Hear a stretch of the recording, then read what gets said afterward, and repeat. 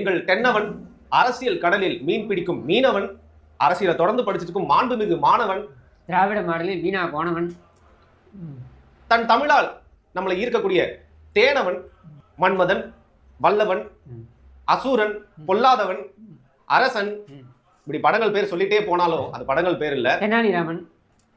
உங்களுக்கு பிடிச்ச படத்தை நீங்க சொல்லுங்க.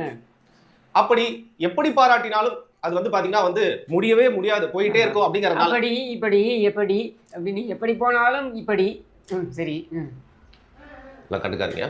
சோ தொடர்ந்து வந்து பாத்தீங்கன்னா Alexander the great, Akbar, Genghis Khan, Ghazni Muhammad, Napoleon இப்படின்னு சொல்லிட்டு போயிட்டே இருக்கலாங்க. உங்களுடைய நேரத்தை புலிகேசி அதையும் சேர்த்துக்கோங்க.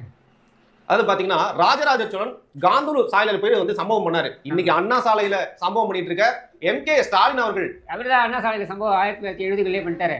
செடி வாசிப்பாளர் தொத்தின்னு ஓடினாரு மவுண்ட் ரோட்ல. அதே மாதிரி ராஜேந்திர சோழன் வந்து பாத்தீங்கன்னா தாய்லாந்து வரைக்கும் போயிட்டு நிறைய விஷயங்களை வந்து பண்ணிட்டு வந்தாரு. அவர் ராஜேந்திர சோழன் வெற்றி வாகை சூடுவதற்காக தாய்லாந்து போனாரு. இவன் இந்த டுபாக்கு ஒரு உதவாநிதி தாய்லாந்துக்கு மசாஜுக்கு போயிட்டு வரான். இவன் ராஜேந்திர சோழனா?